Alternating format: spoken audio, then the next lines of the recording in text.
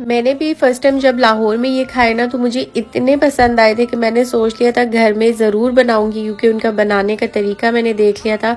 आज आप लोगों के साथ भी आसान सी रेसिपी शेयर करूंगी, क्योंकि जब मैंने एक बार ये घर में बनाया ना तो तब से लेके अब तक कभी भी बाहर से नहीं खाए। लाहौरी दही भल्लों की रेसिपी शेयर करने लगी हूँ।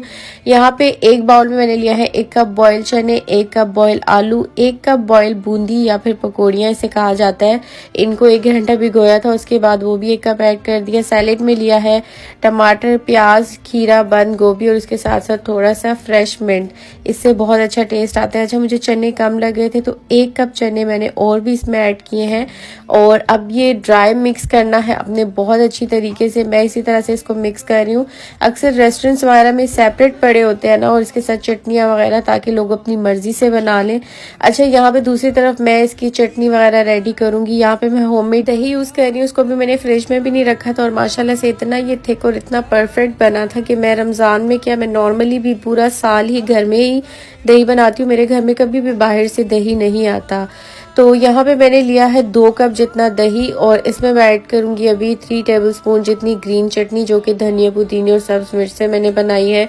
और 3 टेबलस्पून इसमें मैं चाट मसाला ऐड करूँगी। चाट मसाला की रेसिपी भी इंशाल्लाह जल्दी शेयर करूँगी।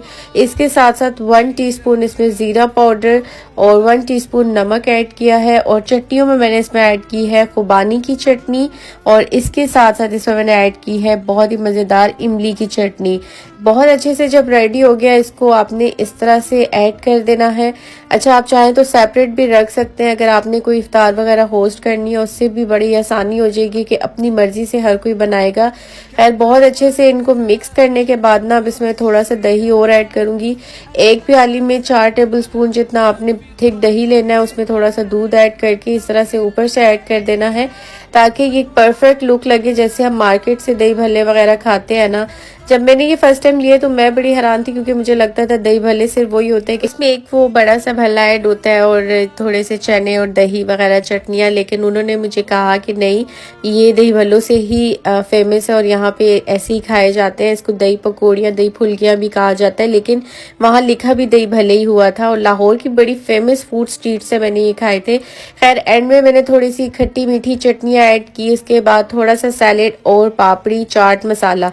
पापड़ी से तो उसका टेस्ट जो है ना, वो बस बहुत ही नेक्स्ट लेवल का हो जाता है। आपने ज़रूर ट्राई करना है। मुझे ये जितने अच्छे लगे थे ना, आप लोगों ने इसी तरीके से बनाने, आप लोगों को भी इतने ही अच्छे लगेंगे। और बिल्कुल मार्केट जैसे आप घर में बना सकते हैं ये वाले फेमस दही भल्ले, या फिर दही पकौड़ियाँ आप इसे कह सकते हैं।